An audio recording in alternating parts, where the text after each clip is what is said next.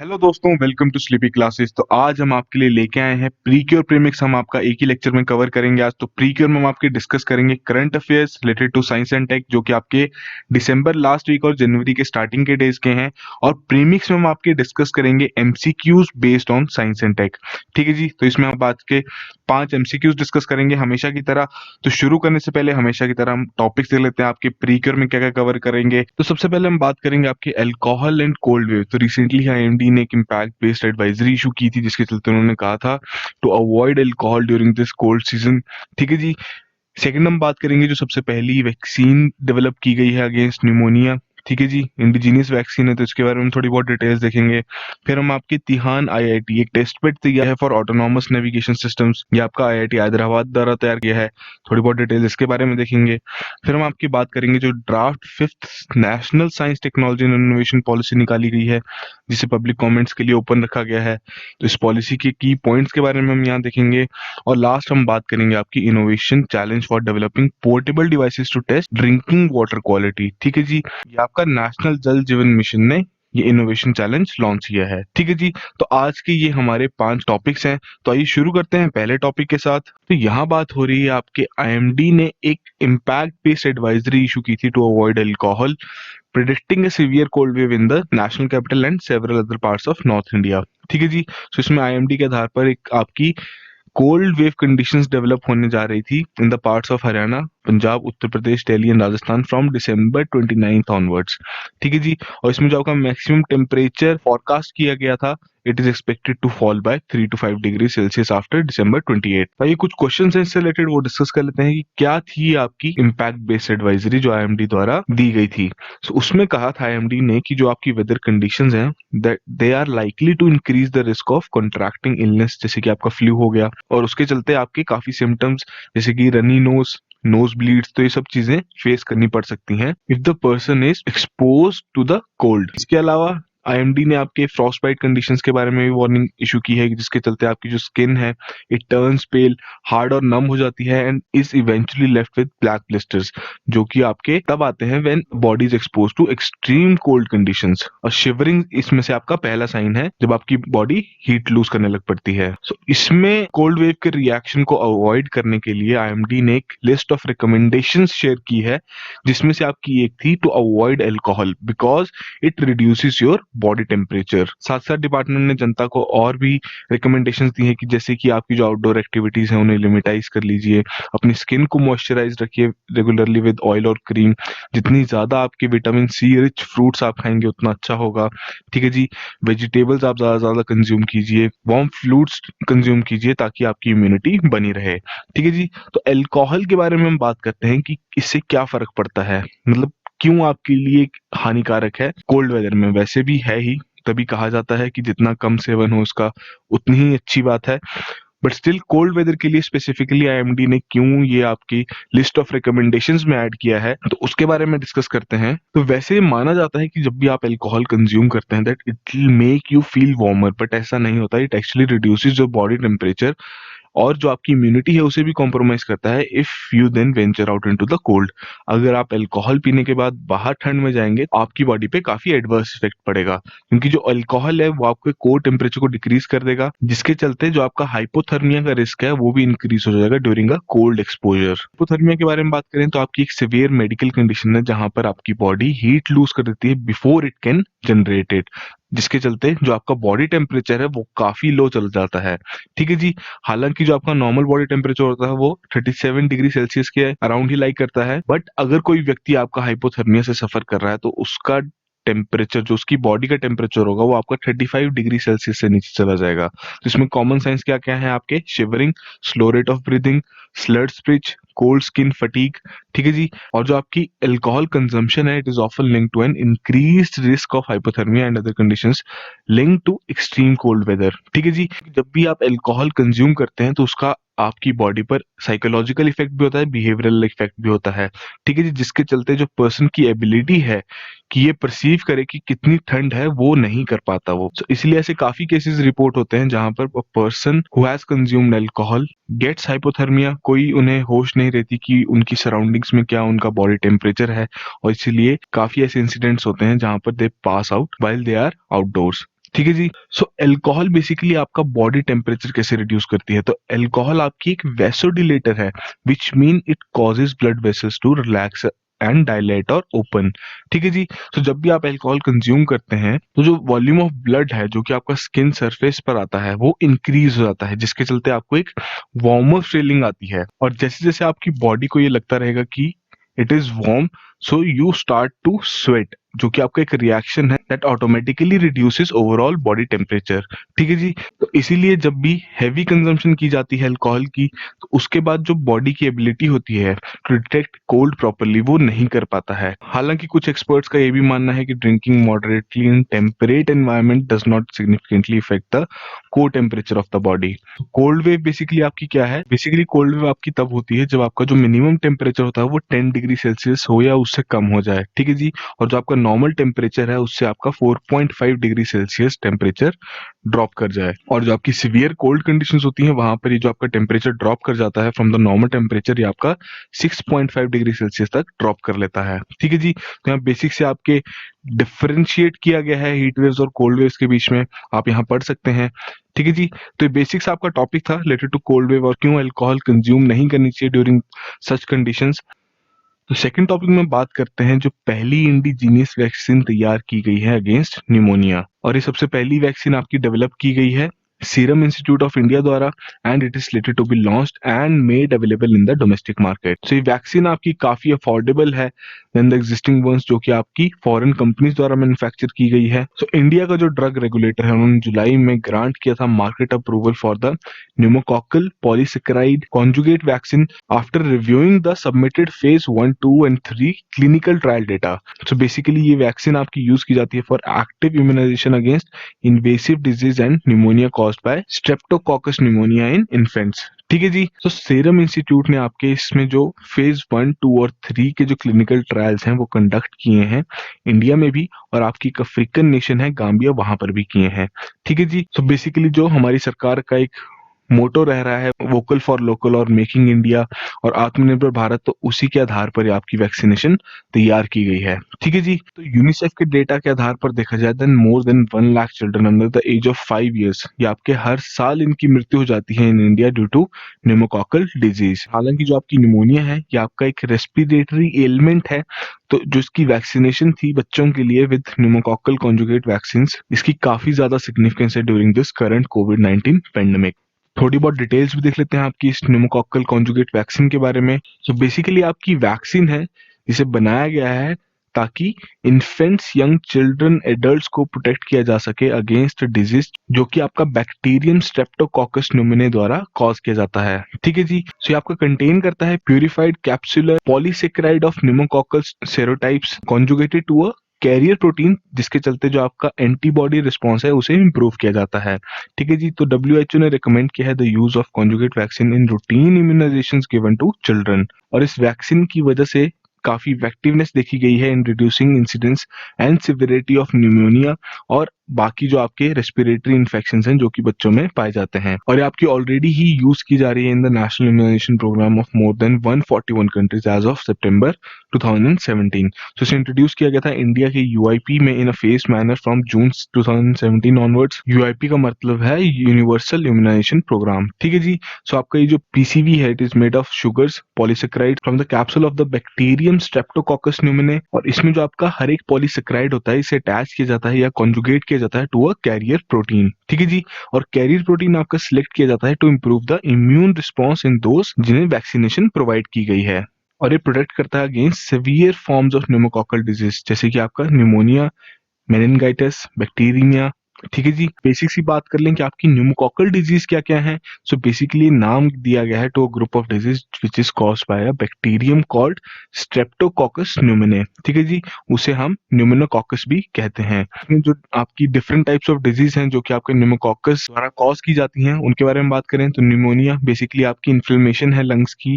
It is form of acute respiratory infection जिसके चलते आपके इन्फ्लेमेशन या फिर हम कह सकते हैं लंग्स में फ्लूइड आ जाता है, and because of this it makes breathing difficult and limits oxygen intake. ठीक है जी। फिर आपका इसमें बैक्टीरिया सेप्सिस जिसे कहते हैं कि एक तरीके का आपका ब्लड स्ट्रीम इन्फेक्शन है। फिर आपका बैक्टीरियल मेनिनगाइटिस, ये आपका इन्फेक्शन ऑफ द मेम्ब्रेन जो कि आपके कवर करते हैं एंड प्रोटेक्ट करते हैं स्पाइनल कॉर्ड और ब्रेन को। फिर आपका ओटाइटिस मीडिया है, ये आपका मिडिल ईयर इन्फेक्शन है। तो बेसिक सी डिटेल्स थी आपकी कौन कौन सी डिजीज इसके द्वारा कॉज की जाती हैं।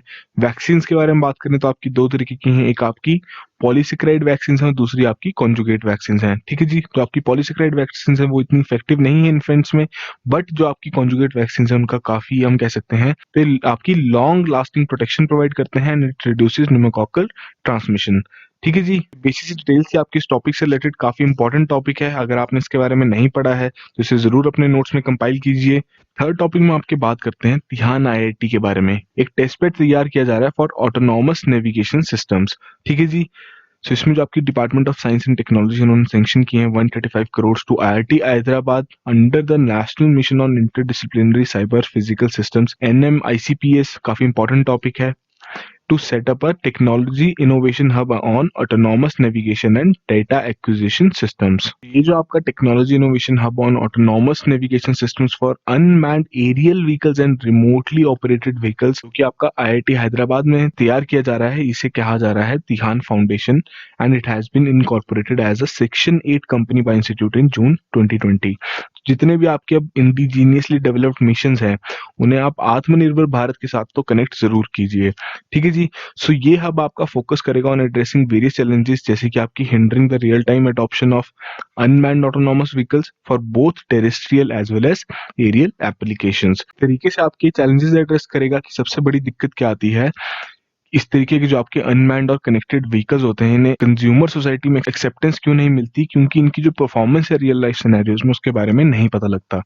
बट ये आपकी डेमोन्स्ट्रेट करेगा उसकी performance in real life scenarios ताकि जो उसकी एक्सेप्टेंस है टू द कंज्यूमर सोसाइटी उसे फैसिलिटेट किया जा सके, क्योंकि ऐसे तो काफी ज्यादा डेंजरस है आपके अनमैन्ड और कनेक्टेड व्हीकल्स को डायरेक्टली यूज करना on the operational roadway facilities. और इस तरीके की जो आपकी टेस्टिंग है it may include crashes and collisions with obstacles, जिसके चलते आपका जो सेंसर्स उसमें लगाए गए हैं या जो बाकी कंपोनेंट्स लगाए गए हैं इन अनमैन्ड व्हीकल्स में उन्हें डैमेज होगा। इसलिए इंपॉर्टेंट है कि इन टेक्नोलॉजीज को डेवलप किया जाए in a safe controlled environment before deployment. इस हब का आपका फोकस रहेगा on the sectors including intelligent autonomous transportation and systems। ठीक है जी, agricultural surveillance and environmental and infrastructure monitoring. ठीक है जी, इसमें जो आपका टेस्ट बेड डेवलप किया जाएगा इसे अवेलेबल किया जाएगा for use by industries R&D labs academia conducting research and development and broad areas of autonomous navigation. So basically जो आपका नया हब एस्टैब्लिश किया गया है इसमें आपके 2 एकड़ ऑफ लैंड यूज की गई है जो कि आपके कैंपस के अंदर ही है, और जितनी भी आपकी फैसिलिटीज हैं उन्हें प्लान किया गया है इन फेजेस। सो ये बेसिकली आपके रेप्लिकेट करेगा डिफरेंट सिनेरियोज को ranging from frequently occurring to extreme cases that may ensue real life traffic operations. ठीक है जी, तो ये आपकी बेसिक डिटेल्स इस टॉपिक से रिलेटेड काफी इनोवेटिव टॉपिक है, तो उतना ही आपका एग्जाम पॉइंट ऑफ व्यू से इंपॉर्टेंट भी है। ठीक है जी, तो फोर्थ टॉपिक में हम बात करते हैं जो आपका 5th national science technology and innovation policy का जो ड्राफ्ट रिलीज किया गया है and it is open for public consultation. थोड़ी बहुत डिटेल्स देख लेते हैं कि ओवरऑल फिलॉसफी क्या है behind the governments draft science technology and innovation policy. जो आपकी 5th नेशनल STI पॉलिसी है ये फॉलो करता है आपके कुछ प्रिंसिपल्स जैसे कि of being decentralised, evidence informed, bottom up, experts driven and being inclusive. ठीक है जी, सो बेसिक साइन क्या है कि ये डायनामिक रहे with a robust policy governance mechanism that includes periodic review, evaluation, feedback, adaptation, and most importantly, a timely exit strategy for policy instruments। So basic सा जो विजन है फॉलो करेगी वो है आपका इंडिया को प्लेस करना, उसे पोजीशन करना among the top 3 scientific super powers आगे आने वाले 10 सालों में। ठीक है जी, साथ के साथ to attract, nurture, strengthen and retain critical human capital through people centering STI ecosystem. ठीक है जी, साथ के साथ जो आपके फुल टाइम इक्विवेलेंट रिसर्चर्स हैं उनके नंबर को डबल करना, फिर आपका ग्रॉस डोमेस्टिक एक्सपेंडिचर है जो R&D पर उसे बढ़ाना, प्राइवेट सेक्टर की कंट्रीब्यूशन बढ़ाना, साथ के साथ to build individual and institutional excellence in STI with the aim of reaching highest levels of global recognition and awards in coming decade। ठीक है जी, तो जो आपकी पॉलिसी है आउटलाइन करती है strategies of strengthening India's STI ecosystem to achieve a larger goal of Atmanirbhar Bharat. तो जितने भी आपके इंडिजीनियसली डेवलप्ड मिशंस हैं, तो मैं आपको दोबारा ये कहूंगा कि जब भी आप मेंस आंसर राइटिंग में ये जो आपकी टर्म है आत्मनिर्भर भारत को, इसको जितना आप यूज करें आपके लिए उतना ही अच्छा है। मेक इन इंडिया को आप यूज कर सकते हैं, वोकल फॉर लोकल को यूज कर सकते हैं, उतनी ही आपकी जो प्रेजेंटेशन होगी आंसर की वो उतनी ही ज्यादा इफेक्टिव लगेगी। ठीक है जी। तो ये जो आपका ड्राफ्ट तैयार किया गया है, इसमें एक प्रपोजल रखी गई है of an open science framework, तो उसके बारे में बात करते हैं। तो ओपन साइंस बेसिकली आपकी फॉस्टर करती है more equitable participation in science through increased areas of access to research output.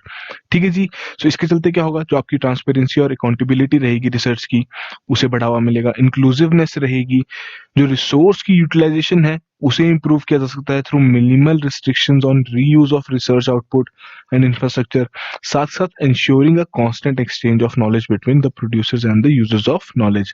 ठीक है जी। ये काफी इंपॉर्टेंट है कि जो आपकी पब्लिकली फंडेड रिसर्च आउटपुट और रिसोर्सेज हैं उन्हें सभी के लिए अवेलेबल रखा जाए, ताकि जो लर्निंग और इनोवेशन है उसे और ज्यादा बूस्ट मिले। सो बेसिकली इसमें जो आपका ओपन साइंस फ्रेमवर्क है ये प्रोवाइड करेगा access to scientific data, information, knowledge and resources to everyone in the country and to all who are engaging with the Indian STI ecosystem on an equal partnership basis।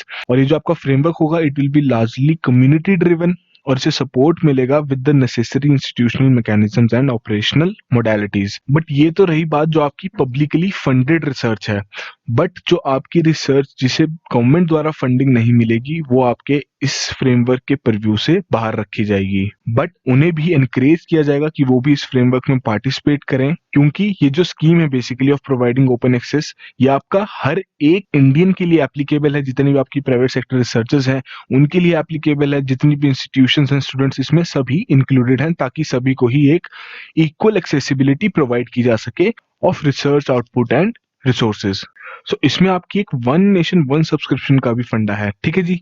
तो basically किस लिए है, जैसे कि हमने अभी आपका देखा कि जो आपकी साइंस रिसर्च, जो पब्लिकली फंडेड रिसर्च और जो उनके रिसोर्सेज हैं उन्हें अवेलेबल किया जाएगा पूरी भारतीय जनता के लिए। ठीक है जी। सो बेसिकली तो इसी से रिलेटेड आपकी ये वन नेशन वन सब्सक्रिप्शन है कि इसके चल डेमोक्रेटाइज किया जाएगा साइंस को by providing access to scholarly knowledge not just to the researchers but to the every individual of the country. तो फिजिबल किस तरीके से है वो देखते हैं। तो इसमें जो आपके साइंटिस्ट हैं वो तो आपके प्रोड्यूसर्स हैं साइंटिफिक नॉलेज के, जिस तरीके से वो जैसे उनके स्कॉलरी आर्टिकल्स हो गए तो उस तरीके से वो उस नॉलेज को प्रोड्यूस करेंगे।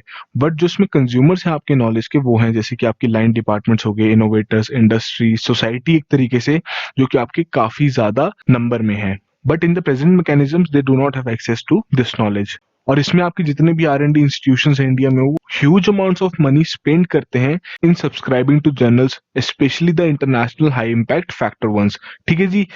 बट जो आपकी STIP है इसके चलते आपकी फ्री एक्सेस प्रोवाइड की जाएगी to all the journals Indian and foreign for every Indian against a centrally negotiated payment mechanism. हालांकि ये जो अमाउंट है it may be higher than what are institutions together pay today, कि जैसे जो जितने भी आपके R&D इंस्टीट्यूशंस है वो अलग अलग जर्नल्स को सब्सक्राइब करते हैं तो उन्हें एक सिग्निफिकेंट अमाउंट ऑफ मनी पे करना पड़ता है। ठीक है जी। बट अब सभी आपके एक अम्ब्रेला के अंडर आ जाएंगे तो उसमें भी आपको एक सब्सक्रिप्शन तो पे करनी ही पड़ेगी, और हो सकता है कि आपकी उन सभी एग्जिस्टिंग सब्सक्रिप्शन से ज्यादा इसका अमाउंट हो, but it will facilitate access to India's over 1.3 billion people. तो इसमें जरूरत है एक आपके नेशनल STI फाइनेंसिंग अथॉरिटी की, जो कि आपके STI डेवलपमेंट बैंक के मद्देनजर रखते हुए उसकी एस्टेब्लिशमेंट की जाए, ताकि डायरेक्ट लॉन्ग टर्म इन्वेस्टमेंट्स की जा सके इन सिलेक्टेड स्ट्रेटेजिक एरियाज। और इसमें आपको जो STIP है वो सजेस्ट करता है मॉडिफिकेशन या फिर favour of general financial rules for large scale mission mode programmes and projects of national importance. General financial rules basically आपके वो वाले रूल्स हैं जो कि सारी मिनिस्ट्रीज और जितने भी आपके डिपार्टमेंट्स हैं सब पे एप्लीकेबल होते हैं। ठीक है जी। सो बेसिक डिटेल्स थी आपकी STIP से रिलेटेड। आई होप आपने यहाँ कुछ ना कुछ गेन किया हो। तो आइए आज का लास्ट टॉपिक देखते हैं। तो रिसेंटली ही जो आपका नेशनल जल जीवन मिशन है उन्होंने लॉन्च किया है एक innovation challenge in partnership with department of promotion of industries and internal trade, जिसके चलते portable devices for water testing की डेवलपमेंट की जा सके।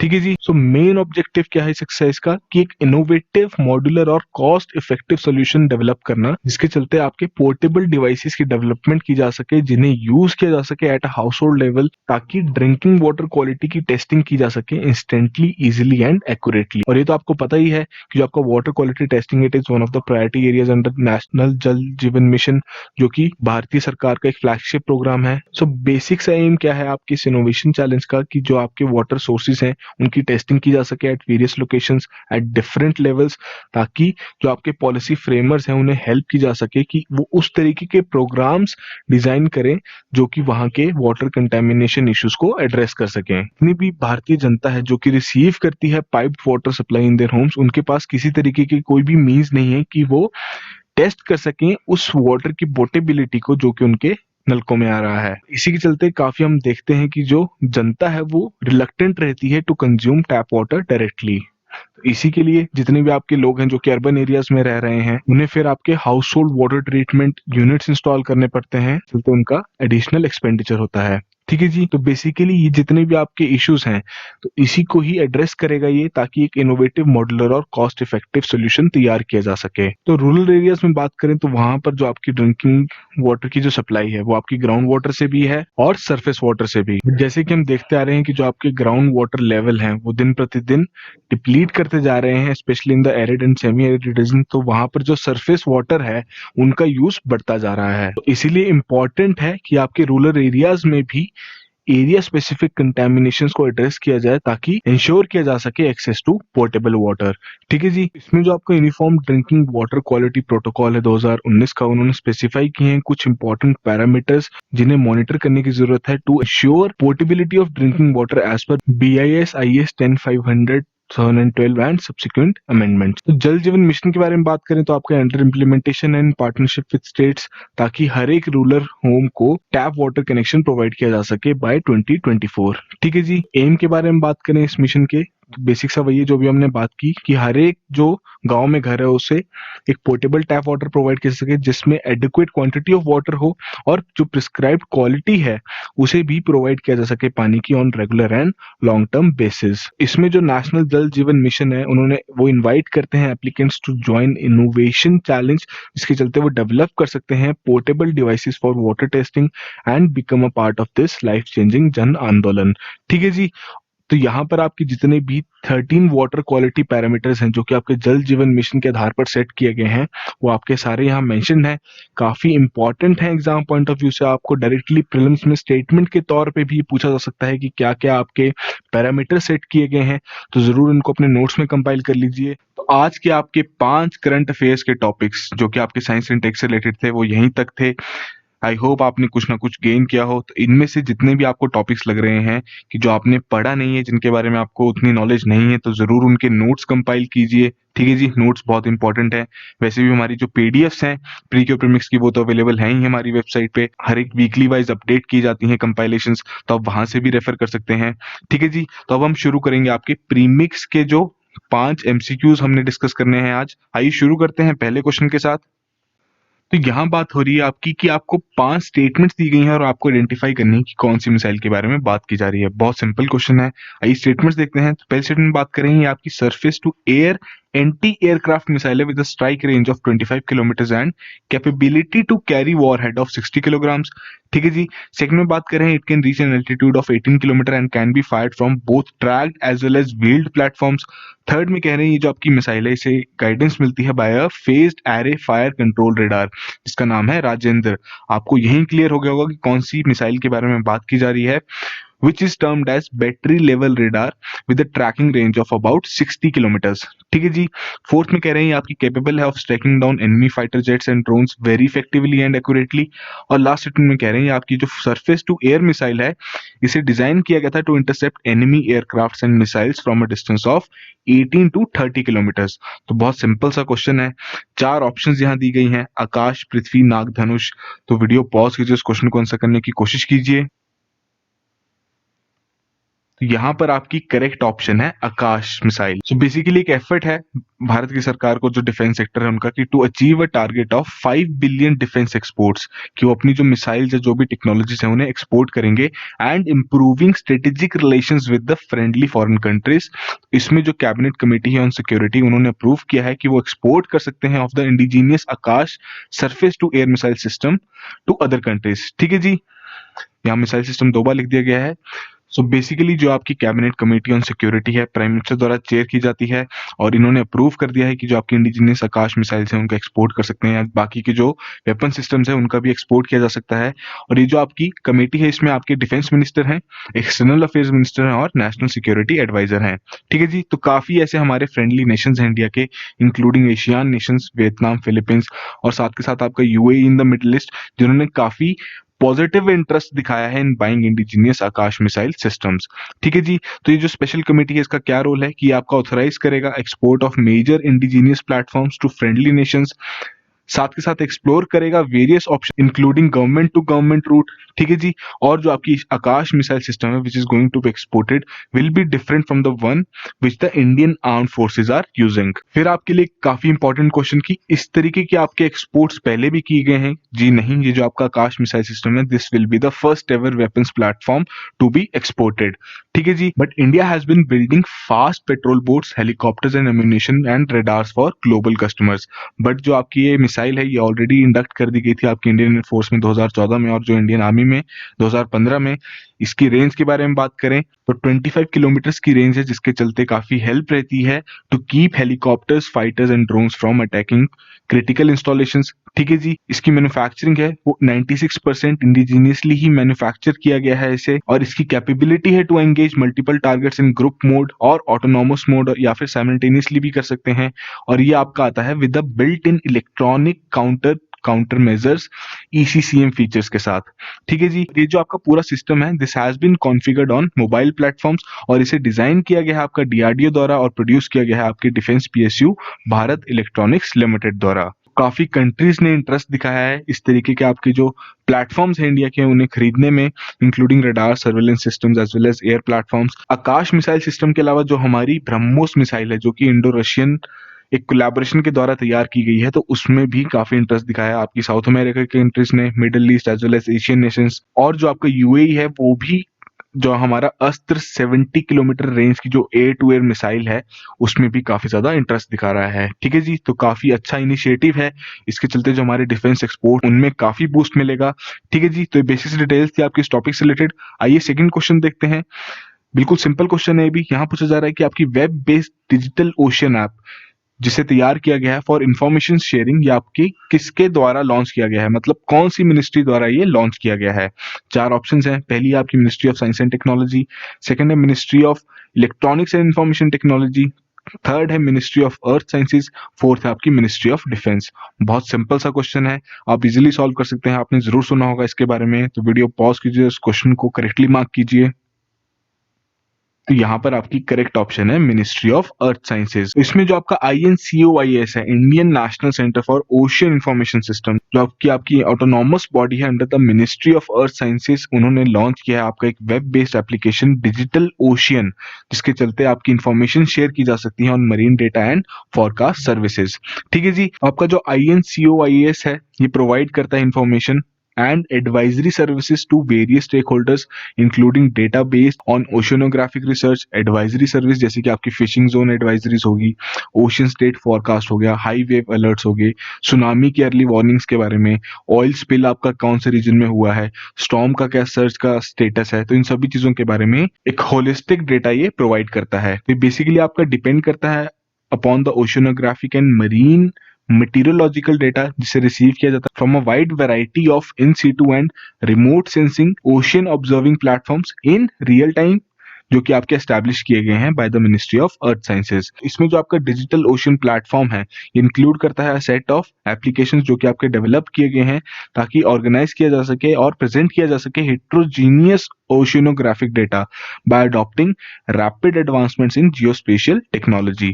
ठीक है जी, तो ये प्लेटफॉर्म सर्व करेगा आपका as a one stop solution for all the data related to the needs of wide range of users including आपके रिसर्च इंस्टीट्यूशंस हो गए, ठीक है जी, ऑपरेशनल एजेंसीज होंगी, strategic users, academic community, maritime industry, policy makers as well as जो आपकी जनता है उनके लिए भी काफी ये हेल्पफुल रहेगा। सो काफी इंपॉर्टेंट रोल प्ले करेगा in the sustainable management of our oceans, और साथ साथ हमारी जो ब्लू इकोनॉमी के इनिशिएटिव्स हैं उन्हें भी एक्सपैंड करने में काफी हेल्पफुल रहेगा। सो ये हमारा ओशियन डेटा मैनेजमेंट का पहला एक ऐसा प्लेटफॉर्म है और ये कंट्रीब्यूट करता है to the digital India programme, और ये इसे एक्सपेक्टेशंस हैं कि इसके चलते it will bring a sea change in how the oceanographic data is served for a better understanding of the oceans. ठीक है जी, तो बेसिक डिटेल्स थी आपकी इस टॉपिक से रिलेटेड। आई होप आपने इस क्वेश्चन को करेक्टली मार्क किया हो। तो ये थर्ड क्वेश्चन देखते हैं। बहुत सिंपल सा क्वेश्चन है। तो 5 आइज से रिलेटेड आपसे पूछा गया है कि इनमें से कौन सी कंट्रीज आपकी 5 आइज का पार्ट नहीं है। 4 ऑप्शंस दी गई हैं, कनाडा, जर्मनी, ऑस्ट्रेलिया, यूएसए। तो 5 आइज तो हम आपका प्रीक्योर में भी डिस्कस कर चुके हैं एक बार, प्रीमिक्स में भी इससे रिलेटेड हमने क्वेश्चन देखा था। बिल्कुल स्ट्रेट फॉरवर्ड सा क्वेश्चन है। वीडियो पॉज कीजिए, उस क्वेश्चन को करेक्टली मार्क कीजिए। तो यहाँ पर आपकी करेक्ट ऑप्शन है जर्मनी। तो इसमें आपकी कनाडा, ऑस्ट्रेलिया, यूएसए तो है ही, बट उसके साथ आपकी न्यूजीलैंड और ब्रिटेन भी है। ठीक है जी। सो 5 आइज बेसिकली आपका एक नेटवर्क है ऑफ 5 नेशंस। हम ऑलरेडी डिस्कस कर चुके हैं, Australia, Britain, Canada, New Zealand and US, जो कि कोलैबोरेट करते हैं ताकि बेटर रिस्पॉन्ड किया जाए to the increasing threats of North Korea and China. तो जापान भी आपके उस पद पर है कि वो अब आपकी 6th आई बनने जा रही है। तो काफी बार हमारा टॉपिक डिस्कस हो चुका है, आई डोंट थिंक हमें इस पे टाइम वेस्ट करने की जरूरत है। आइए अगला क्वेश्चन देखते हैं। तो यहाँ पर भी आपसे सीधा स्टेटमेंट्स दी गई हैं और आपको बोला गया है कि आइडेंटिफाई द डिजीज के बारे में बताना है। तो पहली स्टेटमेंट में कह रहे हैं it is caused by a parasite called Leishmania which is transmitted through the bite of sand flies. आपको शायद यही क्लियर हो गया होगा कि कौन सी डिजीज के बारे में बात हो रही है। सिम्टम्स और साइंस के बारे में बात करें तो इंक्लूड करते हैं fever, weight loss, fatigue, anaemia and substantial swelling of liver and spleen. Third में कह रहे हैं that it is a neglected tropical disease. India के बारे में बात कर रहे हैं कि जो आपका एक अकेला पैरासाइट है जिसकी वजह से आपकी डिजीज कॉज होती है, तो वो है आपका लेशमेनिया डोनोवानी। तो यही आपको क्लियर होगा कौन सी डिजीज के बारे में यहाँ बात हो रही है। 4 ऑप्शंस दी गई हैं। बिल्कुल सिंपल सा क्वेश्चन है। वीडियो पॉज कीजिए, इस क्वेश्चन को करेक्टली मार्क कीजिए। तो ये आपका करेक्ट आंसर है काला अजहर। तो रिसेंटली ही जो आपकी union ministry of health and family welfare है उन्होंने एक इवेंट को चेयर किया है ताकि वो रिव्यू कर सकें कि जो आपका एक काला अजहर डिजीज है उसका क्या स्टेटस है in the 4 states of Uttar Pradesh, Bihar, Jharkhand and West Bengal. तो बेसिक सी डिटेल्स है आपकी काला अजहर से रिलेटेड। तो ये तो हम ऑलरेडी डिस्कस कर चुके हैं कि आपकी लेशमेनिया एक पैरासाइट है जिसकी वजह से डिजीज होती है। ठीक है जी। इंडिया में आपका लेशमेनिया डोनोवानी एक पैरासाइट है उसी से रिलेटेड। इंडियन काला अजहर के बारे में खास बात क्या है जो कि आपको स्टेटमेंट के तौर पे पूछा जा सकता है, that it has a unique epidemiological feature of being anthroponotic, मतलब कि आपका ट्रांसफर कर सकता है from human to animals in normal conditions. ठीक है जी। तो बेसिक डिटेल्स हैं, आप यहाँ से भी अपने नोट्स में कंपाइल कर सकते हैं इसको। काफी ब्रीफ में यहाँ सब चीजें मेंशन है। आइए आज का लास्ट क्वेश्चन देखते हैं। तो यहाँ पूछा जा रहा है कौन कौन से आपके इसमें करेक्टली मैच्ड हैं। तो पहली ऑप्शन क्या है आपका, बेपीकोलम्बो मरकरी के साथ, अकात्सुकी वीनस के साथ, चेंगे 5 आपका मून के साथ, प्रिजर्वेंस रोवर जुपिटर के साथ, ड्रैगन फ्लाई और सैटर्न के साथ। तो 5 आपके यहाँ पर स्पेस मिशंस बताए गए हैं और किससे रिलेटेड हैं वो भी बताया गया। आपको बताना है कौन कौन से करेक्टली मैच्ड हैं। 4 ऑप्शंस दी गई हैं यहाँ पर। बहुत सिंपल सा क्वेश्चन है, आप इजिली सॉल्व कर सकते हैं। वीडियो पॉज कीजिए, उस क्वेश्चन को करेक्टली मार्क कीजिए।